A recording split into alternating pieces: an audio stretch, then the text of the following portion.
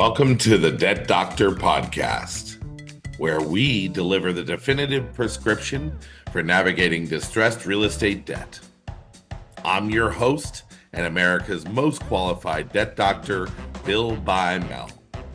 I've spent my career investing in, diagnosing, and reviving thousands of distressed real estate situations. The Debt Doctor prescribes proprietary remedies to help you identify, acquire, and monetize undervalued real estate assets. Each episode gives you insider access to the strategies top cohorts use to transform market volatility into double-digit returns. If you enjoy what you hear today, hit the follow button, subscribe so you don't miss an episode, and please share your support with a quick review. You can find me on the web at billbymel.com. Thanks for joining this episode of The Debt Doctor. Good morning, good afternoon, and good evening. Welcome to another episode of The Debt Doctor. I'm Bill Bymel, and thanks for listening. Today we're going to have a conversation about the secondary market. Now, specifically when I speak, I usually like to say the secondary mortgage market. But later on, I'm going to get into why I drop the mortgage. I wrote a book about my adventures in the secondary mortgage market. It's called Win-Win Revolution, an insider's guide to investing in the secondary mortgage market. It came out in 2017, and it's a lot about what we talk about here on our podcast, which is borrowers in distressed debt situations, and how we worked to help thousands of Americans save their homes, and we made quite a bit of profit for our investors in doing so. It's the secondary mortgage market is where debt gets sold. So just to take a step back, it's not Vons. It's not Whole Foods. It's not even an official organization. The secondary mortgage market is a reference to an opaque, loosely connected group of people that just happen to know each other. That might be organizations like loan broker organizations, such as auction houses like DebtX or Mission Capital or First Financial Network. And then it could be smaller brokers that really cover the whole industry as well, like Citus AMC or SN Trading or Rams Loan Trading. And then there's banks themselves and private banks and private equity firms that have trading desks. Cantor Fitzgerald, Bank of America, JP Morgan, all of the major players in finance have what they call trading desks for secondary assets. They look like a trading desk when you go into their Wall Street offices or wherever they are, Greenwich, Connecticut, or Dallas, Texas.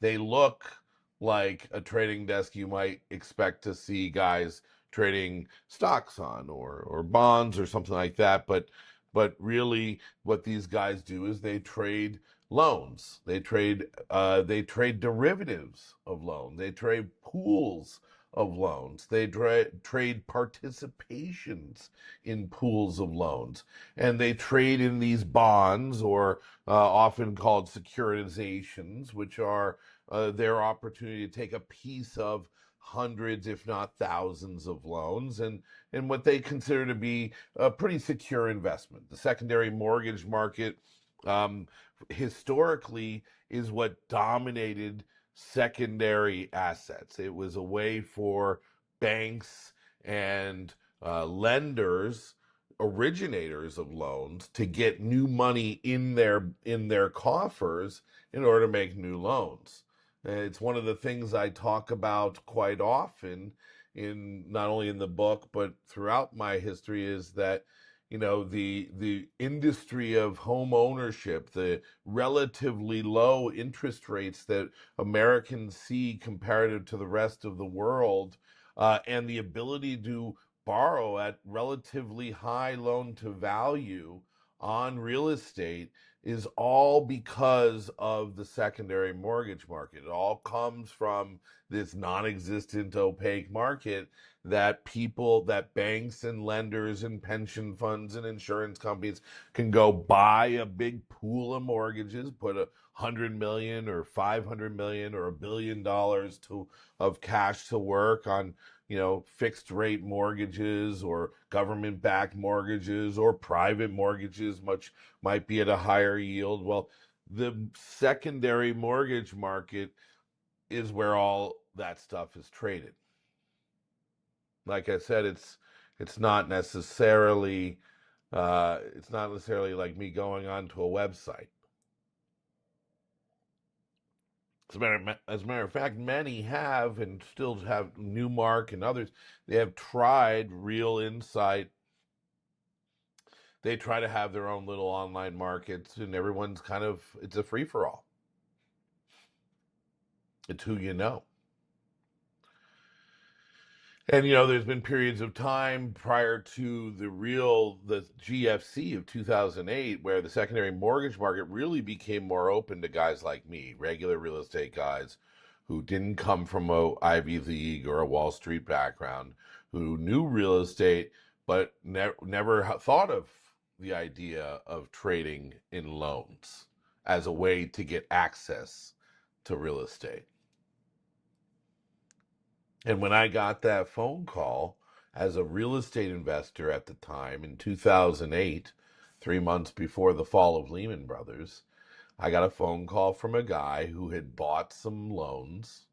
Some, I say 3,000 of them. He was bidding on thousands of loans in a pool that was being sold on the secondary mortgage market after a bank failure. And for me, that was like a light bulb moment. Why? Because, wow, this is like a totally like small good old boys network, and to have access to it is really puts me a leg up. It's a high barrier to entry to get access to be able to bid on mortgage loans. Banks don't just let you call up and bid on them. It's the debt market in and of itself. Lending has to have a degree of separation between the lender investor class and the borrower class. And so, in order to be part of that investor lender class and getting access to that, you can either do one of two things. You can buy loans, and maybe you get access to the secondary market through a broker or somebody introduces you to it, or you can originate loans. And then eventually, when you run out of money, guess what? You're going to the secondary market to sell those loans.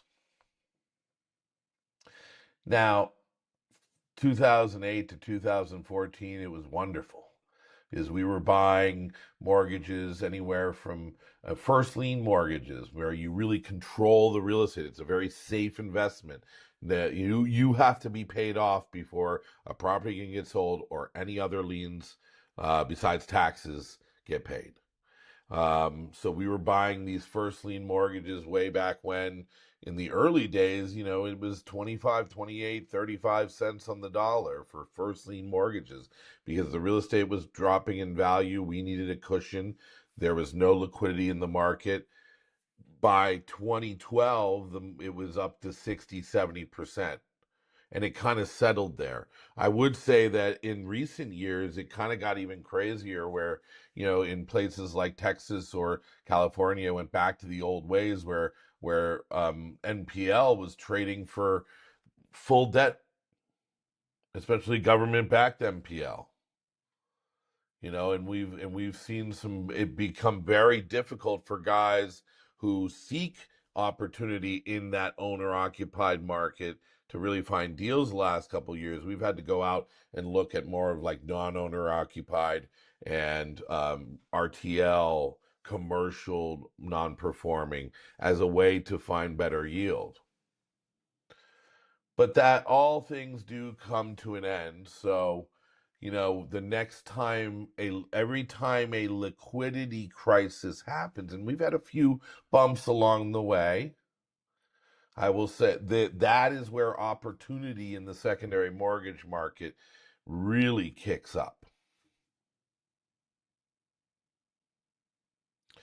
Because I'll give you a couple examples.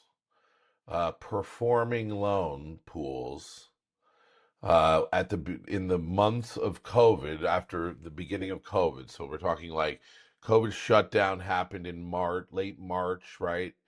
Early April. People were settling into home life. They were going online. By May, there was a real lack of liquidity and a real uncertainty in the market. This is 2020. I'm talking COVID 2020. There were loan sales that had to happen. So there were lenders or banks or that had to sell portfolios, and they ended up selling performing portfolios that would normally trade for the the price of the debt.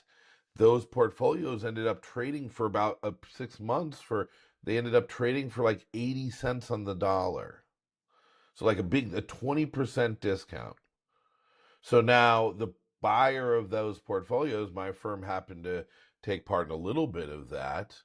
The buyer of those portfolios that might have bought a pool of, let's say $100 million worth of loans at a 7% average coupon or a 6% coupon. If I get that at a discount, now all of a sudden I'm getting 7, 8, 9, 8% on my money, and that's just unlevered. But the real home run came when the market came back in later that year, and we were able to resell those same pools at 95, 96 cents. So the secondary market, if you have a lot of cash to play with and you understand the market and you know how to do your due diligence, you know how to price things, all of that can really benefit you. It's a necessity in order to play correctly. But it opens up some really exciting opportunity. There's been so many times where I've picked up on things that the seller of the loan didn't even know existed. A near-term payoff or whatever. Real arbitrage opportunities for those that do their due diligence. Now, what does that look like? Let me just take you through the process of how the market works. In general, the market follows whether it's a negotiated trade, meaning a trade where a banker or a seller or a lender calls me up and says, "Hey, I got a pool of loans I want to show you," or it's an auction trade, or it's a brokered trade. In any of those circumstances, seller is putting this tape out on the market. It is a data tape that includes property addresses. It might include FICO score, credit scores of borrowers. It includes pay histories. It includes the property values. It includes the origination date. All the details necessary about the mortgage is what we call a data tape. And when they put that out there, they'll say, okay, here's the tape. We're looking for either an all or nothing bid, or you can we want bidding loan level. You can choose to bid a carve, or you must bid all of it. And then you ask for a date certain when they make this bid. And when we've been on the buying side of this, we're on the buying side of this all the time. So switching to the buying side, once I've made a bid, and if I'm awarded that bid, if I'm the winning bidder, I then start about a 30 to 45-day due diligence process. In the case of performing loans, especially if you're dealing stuff that is more conforming, it's like, government backed, whatever it might be, that process might be shorter. It may be 2-3 weeks. We get a couple weeks to review the collateral, confirm the data that was on the tape is accurate, confirm that the collateral is properly done, finalize your contract, and you close within 30 days. And whether it's a $10 million trade, a $1 million trade, or $100 million trade, it all kind of follows that suit. You got to know how to navigate that world. You got to know what to look for in each loan file, and especially now that we're getting into commercial, it becomes a lot about the borrower themselves. Yeah, are they able to modify? What options are we going to, what are we going to face when we deal with this? But the reason secondary mortgage market is even more interesting is the secondary market. And that's really where, right now, most people investing in residential mortgages see it as a pretty risk off, only because there's so much equity, at least on paper, built into the residential real estate market.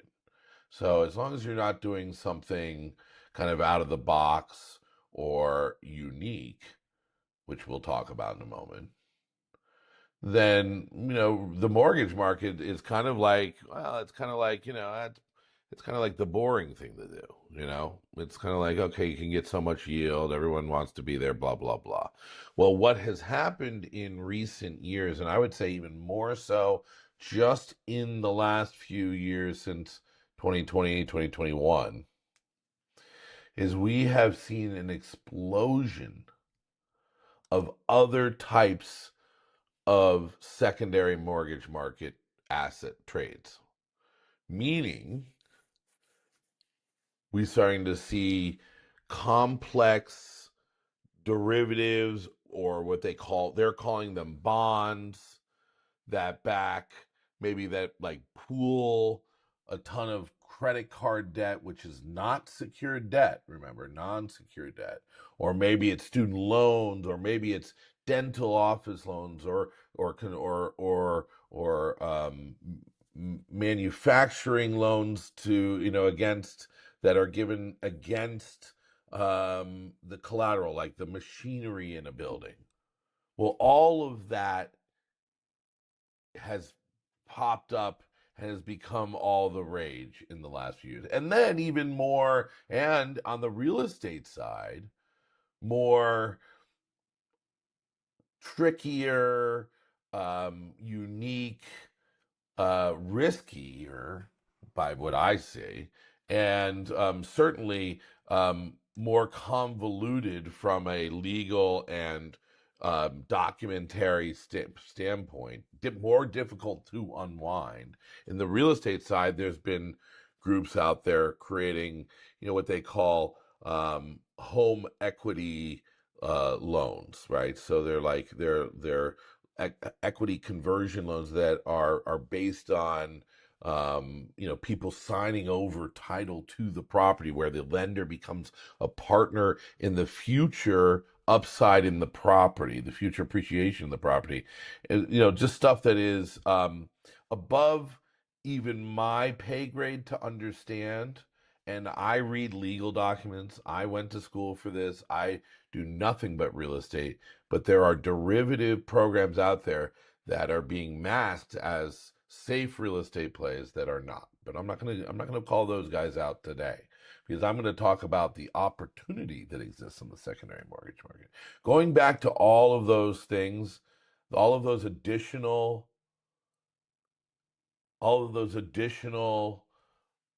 new asset-backed securities that are being sold and traded through this secondary market. I want to point you to an article in the Wall Street Journal. So if you get a chance, go look it up. It was posted in February 28th of this year, just a few months ago. And the article is entitled, "They Crashed the Economy in 2008. Now They're Back and Bigger Than Ever."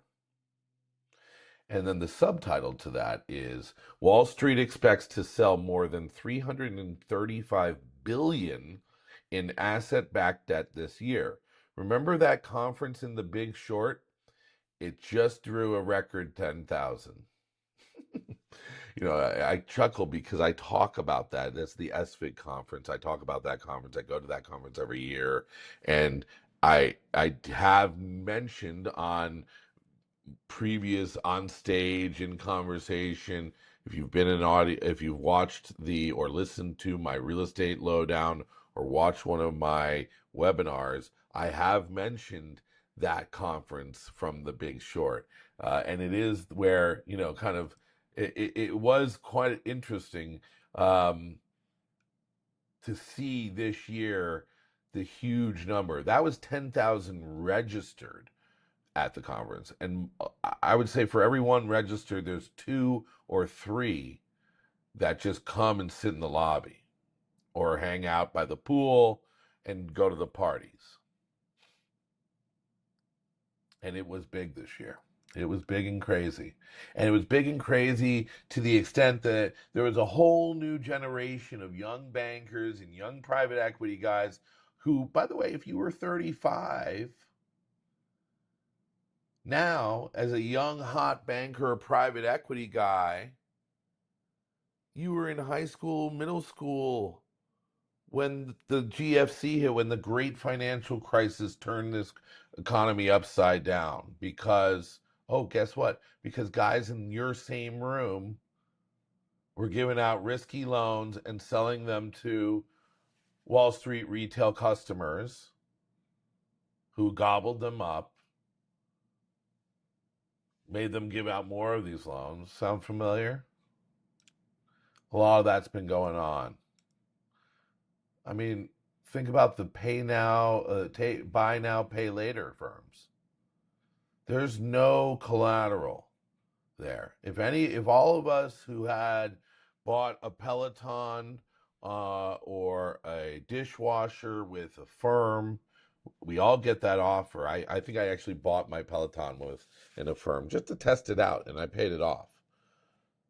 But all of those assets that people are buying with that type of debt, it's supposedly collateralized, but has a firm or any of these groups ever had to come and try and collect on a dishwasher that hasn't been paid for, or on a refrigerator, or on a exercise machine? That is 100% loss for people that stop paying.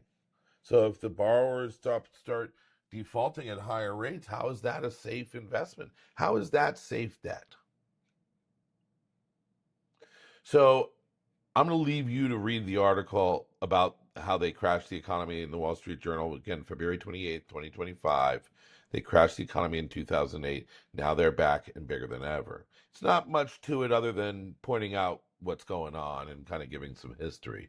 But somebody did it. The Wall Street staff asked the writer to, in a Q&A later on the website, a couple days later, which I will read to you. And the question was, well, if asset-backed debt was linked to the credit crisis back in 2008, why is it popular again? And the answer is that at 10,000 people, it was the biggest SFIG conference ever. And that is, this is one that was famous for The Big Short. Bigger even than like 2006, 2007, when mortgage bonds were selling like crazy before, they brought the financial system down. Now, at that time, the mortgage bonds had become the risky ones because they were selling so many of them. They were just giving the money away, kind of like a buy now pay later firm does, where you just have to sign for it. I'm hearing stories all the time now on the medical side with women who go in to their plastic surgery. They don't even have to have their credit pulled, and they'll get 50,000, 25,000 of instant credit with plastic surgery. And that's debt that has to be repaid. It goes, people are going to hunt you down for it, all of that. And that, by the way, that debt is being securitized now on Wall Street. That's right. Debt on face jobs and plastic surgery and Botox that is being offered directly from the medical doctors through the doctors. These are being offered through a program. It's a bond-based program where Wall Street is securitizing that debt and selling it off. You don't think that's risky? Financiers are once again creating and selling securities backed by now everything. The more creative, the better, in fact. There's corporate loans, consumer credit card debt is being securitized, lease payments on cars are being securitized, airplanes, golf carts, leases and purchases, payments to data centers are being securitized. The industry was once dominated by bonds only by home mortgages, but deals now reach into nearly every cranny of the economy. Today, big investors want to buy these types of securities because they think they are relatively safe and yield more than government-backed bonds. Banks are mostly middlemen because regulations instituted after 2008 curtailed their lending, and that opened the way for giant fund management companies like KKR, Apollo, and Ares to muscle in and make loans with their own capital. There's a lot more to be said there. I think the reason I'm bringing this up is I'm not saying that market is going to crash the economy. I'm saying that market is going to feel the pain of an already crashing economy, an economy that's now, and when I say crashing, it is a hyperbole. We're not on dire straits yet. Maybe by the time this episode comes out, things will be looking worse, but we're very volatile this year in 2025. There's a very high chance that we'll see market corrections in some area, whether it's stocks, bonds, whether it's a huge devaluation in things like art and jewelry, or whether you finally see the realization of the commercial real estate market having already gone through a devaluation by way of the rise of interest rates, and maybe just not a realization of that by the banks. Maybe we start to see bank failures. But anyway you cut it, there's going to be value in opportunity if you go in buying the right product. See, now I see a lot of risk in the secondary market when I look at the kind of stuff that's been sold recently. I would never buy a security on credit card debt, or a security on on makeup debt, or a security on what else? On golf carts or airplanes. I mean, if the economy does go sideways in any way whatsoever, the first thing people are going to stop paying is the luxury stuff. And the opportunity now, I see value if you're buying the right thing. If you go in, I'm a capital preservation guy first and then look to arbitrage yield thereafter. But if you go in looking at it from, okay, first lien mortgages on real estate, where real estate doesn't, you can pretty much track, so that if you are buying something at enough of a discount, if you're buying it, you know, 60 cents, 70 cents on the dollar in today's value, you're pretty safe, even if it means you have to sell it quick just to make a quick profit. It's also a great place to find opportunities and access to real estate in a market that has been very difficult to buy in. I mean, a lot of the huge inventory, a lot of the price jumps and the huge jumps in values, that the bubble, we can call it a bubble, that has happened in certain areas, especially in residential, where you've seen like 30% increases in the last 2-3 years. A lot of that comes from a lack of inventory. And that lack of inventory, well, there's a whole nother world of that, right? There's government intervention, shutting down foreclosures and evictions. There's the government won't foreclose on government non-performing loans. The money that the government put in people's pockets, the extend and pretend that banks have done with a whole myriad of loans, whether it's real estate or other types of C&I debt, commercial, industrial debt, whatnot.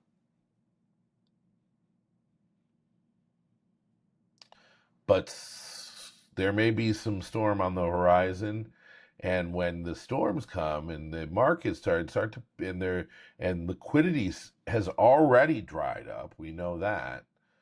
That's when there's opportunity, because that's when even the good quality assets, the first lien mortgages on quality real estate, then they all get lumped into, oh shoot, there's this bad secondary market. Well, how do we know that from a derivative? Well, I know the difference. And that's where the value is. That's when it's time to really hit the home run. There's been 2 periods in my life where huge amounts of money and huge opportunities for a broad number of this American population has existed, that opportunity to make a lot of money. The first one was post the savings and loans crisis of the late 1980s. It spawned what we called the Resolution Trust Corporation, where the government took in all of these performing, non-performing mortgages on commercial and mostly commercial, some residential real estate all over the country. And that was the RTC ended up auctioning off properties to the highest bidder. And I have plenty of friends who bought 1 or 2 properties or a lot, but I know of several self-made multi-millionaires who got their start buying in the RTC. And then there's the GFC, the Great Financial Crisis, the 2008, the meltdown of private equity, the failure of Bear Stearns, the failure of Lehman Brothers. By the way, on the record, don't be surprised. I'm going on the record saying there's another private equity firm out there today that's could face what Bear Stearns and Lehman, those guys faced. Thank God they're not banks. Well, let's hope that they're not banks. But there are some private equity firms out there that have gotten out over their skis. You will mark my words, that will happen. There will be failures.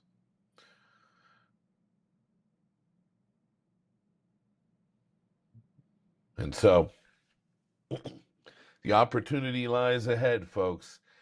I hope you find some interest in this conversation. If you liked what you hear, please subscribe and listen to more episodes of the Debt Doctor. We're going to have a lot of amazing guests on the show. People that trade loans, people that buy loans, people that have bought loans outside of real estate. And we'll talk about the impact, and we'll continue to talk about that market, because the liquidity in that market, or lack thereof, brings opportunity. That second time that I talk about that GFC opportunity, when we were buying mortgages on brand new houses in Port St. Lucie, Florida, in the late 2008, where we paid 28 cents for a mortgage on a brand new house. I mean, the value is obvious, and that opportunity will come again. Thanks for listening. Have a great day. That's a wrap of today's episode of Debt Doctor. I enjoy bringing this content to you each and every week, and I really appreciate you tuning in. Remember to follow us so you get notified whenever new episodes release. If you haven't already done so, please share one of your favorite episodes with a friend, family, or colleagues. And if you don't mind, leave us a positive review on Apple, Spotify, or whatever your favorite listening platform might be. Until next time, thank you for investing your time with us on the Debt Doctor.